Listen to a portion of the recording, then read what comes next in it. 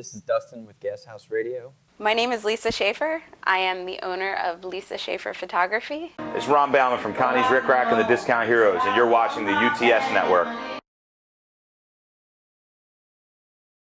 Welcome to another edition of Under the Scope. Tonight, we look in the world of photography and music, and in this profile piece, we see how the two loves come together for Lisa Schaffer. This is her story. Linda McCartney. Linda McCartney? Yes, I mean, deceased, but she is my inspiration for what I do, because not only did she photograph live musicians, but she had those intimate relationships backstage and had the opportunity to have people feel comfortable in front of her camera. She wasn't there like to steal their soul. She was there to capture who they were because they were her friends or her lover. Lisa Schaffer is talking about the #1 role model in her career of photography. And who can blame her, an owner of a photography business who tends to gravitate towards music. But what drew her to Linda McCartney's work is the candidness. I love candid. What do you mean by candid? It wasn't someone posing for her. It was the one photograph that stands out in my mind is George Harrison with a tambourine on his head during a studio session.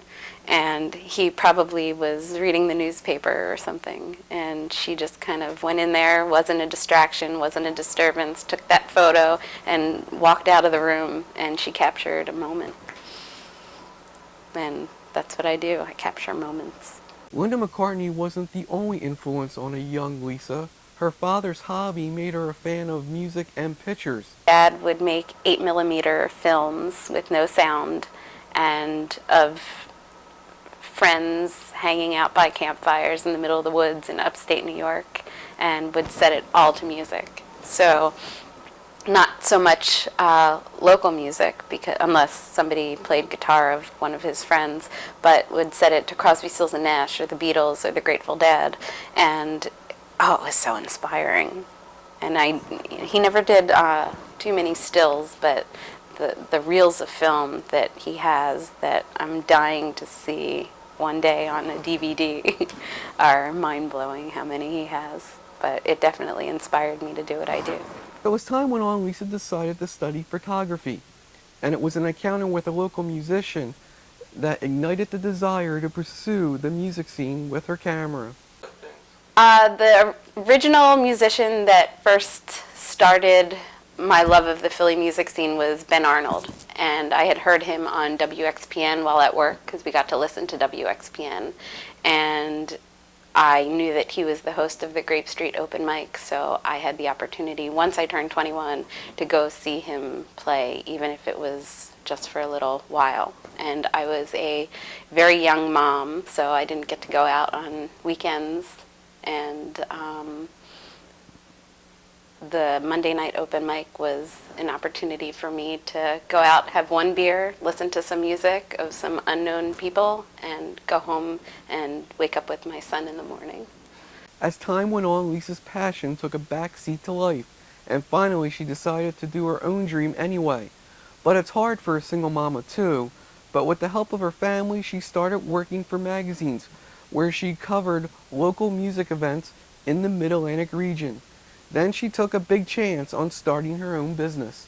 The Philly music scene photos started in 2009. I was at a CD release party for Andrew Lipke, and a friend of mine who's also a musician, Chris Casper, and I were having a conversation about how there were a lot of musicians that were at the CD release party to support Andrew Lipke. And how cool would it be to take a picture of all of them all together? And this was in December of 2008. And it could have been something that I took the time to plan, but I knew that the idea was so fresh and I was so excited by it that I wanted to do it as soon as possible. So the date was supposed to be Christmas Eve, 2008, and we had a terrible ice storm that day.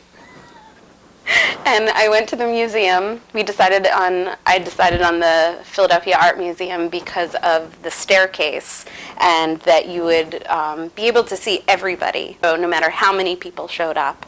There was not Facebook at the time, there was only MySpace. And that was the only way, other than text messaging or emails, to get through to as many people that I could possibly get through. So it was spreading the word within maybe 2 weeks. But Lisa learned quickly her idea would have lots of obstacles. The morning of Christmas Eve, I went to the museum at 5 in the morning. Kelly Drive was a mess. It was a sheet of ice. And I started sending out messages on MySpace and through emails saying, this is canceled. This cannot happen. I think 4 people showed up. I received an email from Robert Drake from WXPN saying whoever shows up can come to the radio station and sing Christmas carols. And so I brought a handful of people to the WXPN studios, baked Christmas cookies for whoever showed up, because I felt so bad if I wasn't able to get in touch with everyone, and stayed there until nobody else was coming. Went to the radio station, sang Christmas carols, and went home to try to think of a new date for 2008, 2009 photo shoot. Another obstacle is timing. So then decided on Super Bowl Sunday, which it was freezing, still with the 7 a.m. or 7:30 a.m. photo shoot, because that way there were no parking issues, no traffic, great lighting, and no tourists and Rocky runners running up the Philly Art Museum steps. And everyone always has a problem with the time, but that's what it is. If you go to the Art Museum at noon on a Sunday or any other day, you have about 50 people running up the steps at all times. Rescheduled. Of course, everybody complains about the time, and it works out like a charm.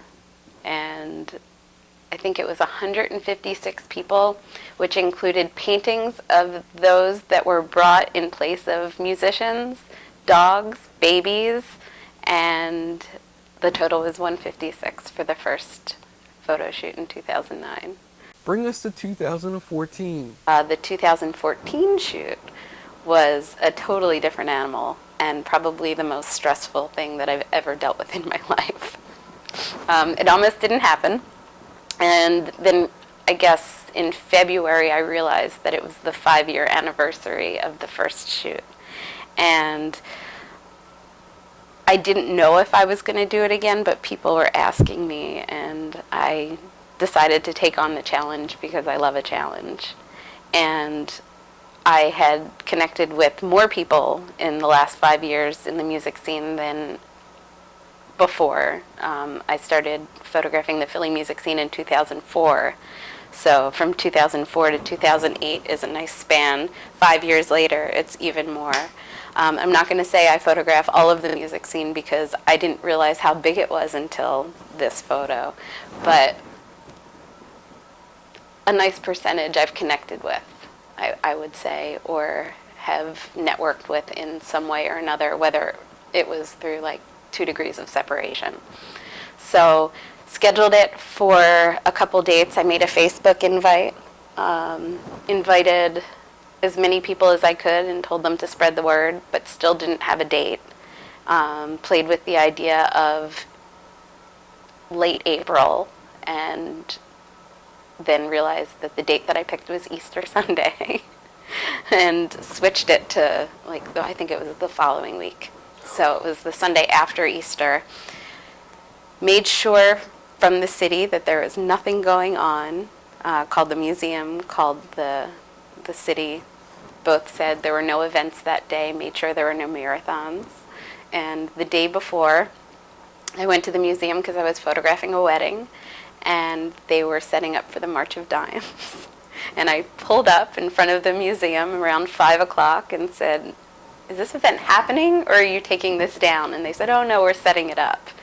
And I absolutely panicked, because you can't change a location after you have 500 to 700 people that have RSVP'd that they were coming. So the idea of canceling it was an option.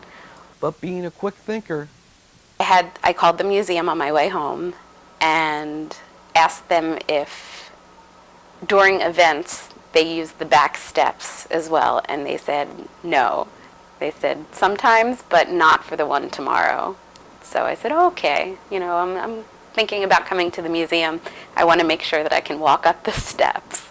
So I did, and went home and was still in a panic because how do you tell this many people?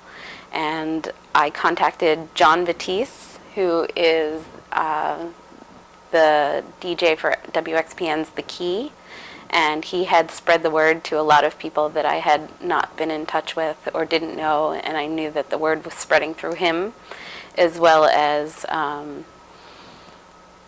Facebook and other ways to get in touch, and started saying, it's back of the steps, same time, same day, tomorrow, be there.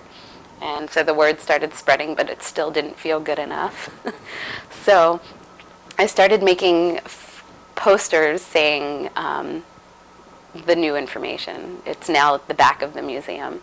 So I had to contact friends who were not going to be in the photo shoot to come out and help me at 7 o'clock in the morning, if not even a little earlier, and went to the museum with a friend of mine in the evening to make sure that it looked okay, and so that people knew that there weren't just dumpsters in back of the art museum, that it was an actual location with stairs and it would look beautiful.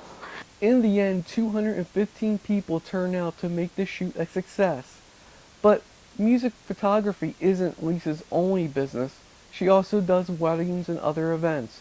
To learn more about Lisa and her business, go to www.skylarbug.com. That concludes this edition of Under the Scope. Here's what we're working on next time. So everybody in the gym comes in, and we're no longer teaching and practicing techniques. We're really just focusing on getting that guy or those couple of guys ready for their fight. From everybody at Under the Scope, I'm Chuck. Thanks for watching, and prosit.